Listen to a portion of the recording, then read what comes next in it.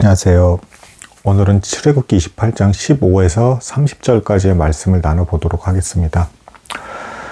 이제 전에 그 제사장 복장에 대해서 이야기를 나눴죠.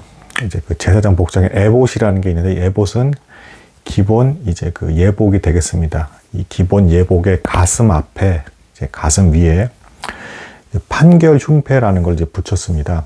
그리고 판결 흉패 위에는 12보석이 붙어 있었고, 이 12보석 각각에 이스라엘의 12지파 이름이 다 새겨져 있었던 것이죠. 이 보석에 대해서 그 계시록 21장과 그 연결해서 좀 해석을 많이 합니다. 계시록 21장에도 12보석이 나와요. 그러니까 그 하나님의 도성에 대한 묘사라면서 그 내용이 나오고, 역시 거기에는 12지파의 이름이 있고, 특이한 점으로 추가된 것은 뭐냐면 그 12군데의 기초석이 있는데요. 이 기초석이라는 것은 건축을 할 때 그 기본이 되는 어떤 기준이 되는 그 돌들입니다. 그 돌을 기준으로 옆에 있는 것들을 다 쌓아서 올리는 거예요. 그래서 모퉁이 돌 이런 것들이 다 예수 그리스도를 상징을 하죠. 왜냐하면 예수 그리스도께서 모든 것의 기준이 되신다. 이렇게 보는 것입니다. 그래서 그 12기초석에는 또 12사도의 이름이 있습니다. 근데 여기서 중요한 점이, 오늘 살펴보는 출애굽기 28장의 말씀에서 이 12보석과 계시록 21장의 하나님의 도성에서 나오는 그 12보석이 서로 순서나 이런 것들이 일치하지가 않아요. 그러니까 이걸 어떻게 주로 보냐면, 12지파가 신약으로 넘어오면서 12사도에 의해서 그 교회가 형성되는 모습으로 나타나지는 것처럼 약간 어떤 본질은 같으면서도 형식의 어떤 변화가 일어나는 것 같은 그 모습이 보여지죠. 그러니까 우리가 복음을 들을 때도 사실은 그렇습니다. 율법과 복음의 본질은 사실상 통해요. 그래서 율법을 바르게 이해하면 반드시 복음으로 연결되게 되어 있습니다. 하지만 또 배워가면서 보다 보면 복음이 새롭게 보이기도 하죠. 율법과는 또 다른 부분들이 있단 말이에요. 그러니까 이런 것과 마찬가지로 이 율법 시대에 그 12보석이 아직 완전한 계시로서 나타나지 않은 형태의 12보석이라고 한다라고 그러면 신약 시대에 넘어가서 계시록에서 21장에 나오는 하나님의 하늘나라의 도성에서의 어떤 그 12보석은 완전하게 계시된 형태의 12보석이다. 그래서 차이가 생길 수밖에 없다. 본질적으로 같으면서도 다르게 보이는 모습을 표현한 것이다. 이렇게 이해를 할 수가 있겠습니다. 에봇은 기본 예복이고, 판결 흉패가 하나님의 영광을 나타내는 어떤 훈장과 같은 것인데요. 이 판결 흉패가 가슴 정중앙에 이렇게 있고, 그 12보석이 이렇게 새겨져 있고, 또 이 안에 우림과 둠밈을 넣었다라고 하는데, 이거 빛과 완전함이라는 뜻이에요. 우림과 둠밈. 이건 뭐냐면, 그 판결을 해야 되는데, 대제사장과 제사장들이 판결을 해야 되는데, 가부간에 이게 뭐가 옳고 그른지에 대한 판결이 애매할 때, 하나님께 뜻을 구하는 겁니다. 신탁을 구하는 것이죠. 그때 사용을 하는 것이에요. 근데 이 우림과 둠밈이 어떻게 생겼는지에 대해서는 아무도 정확히 알 수가 없고, 아마 이 말씀에서도 우림과 둠밈을 따로 만들라는 내용은 없습니다. 이로 보건대 하나님께서 모세에게 직접 주시고, 모세가 이 가슴에 이 판결 흉패 안에 우림과 둠밈을 넣은 것이 아닌가 이렇게 보여집니다. 그리고 이 판결에 대해서 명확하지 못할 때 하나님의 어떤 신탁을 구한다라고 했잖아요.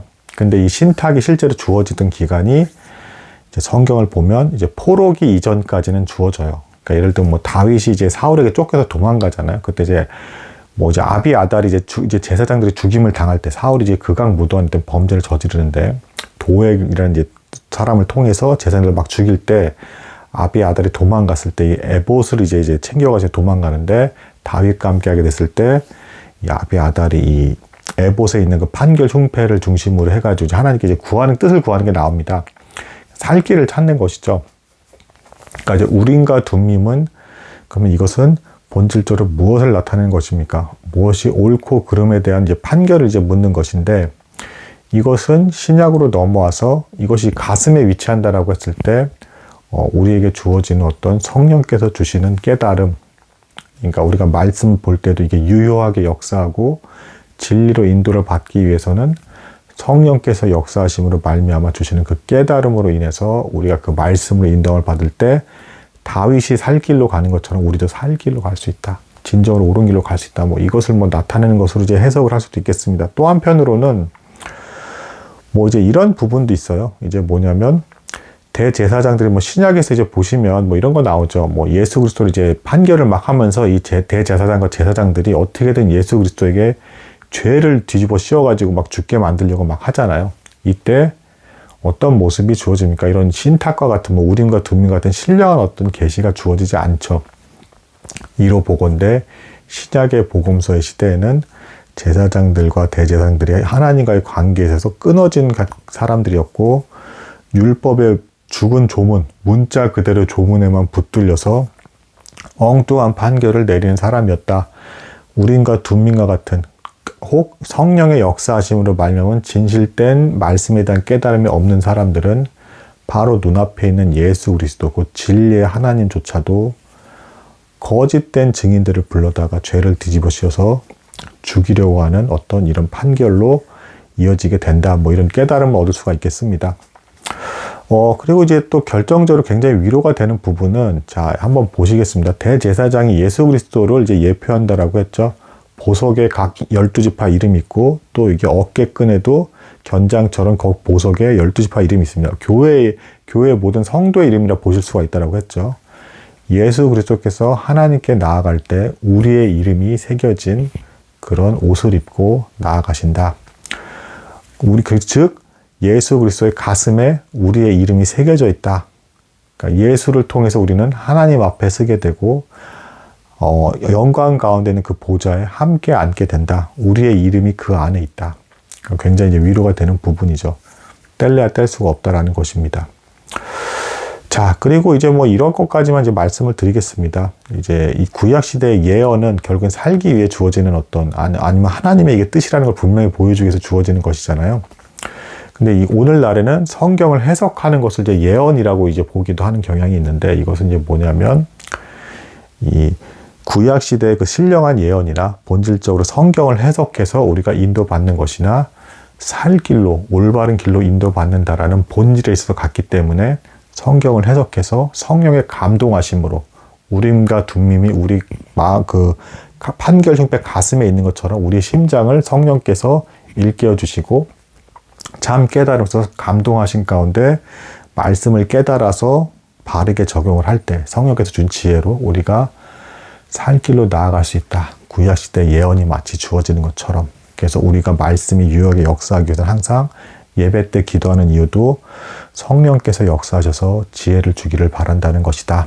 우림과 둠림이 가슴에 있는 것처럼 마음으로 깨달아서 참 지혜에 이르기를 바란다라는 가르침이 있는 것이다. 실제로 유대인들은 머리로만 아는 것을 이제 바르게 안다라고 보지 않았습니다. 마음의 감동과 인격의 감동, 변화, 감화까지 함께 동반되는 지식이 주어졌을 때 그것이 지식을 교만하지 않게, 지식으로 교만해지지 않고 바르게 인도받는 깨달음, 그리고 또 이제 공부까지도 확장해서 그것이 참된 공부를 하는 것이다. 이렇게 보았습니다. 오늘은 여기까지 나도록 하겠습니다. 감사합니다.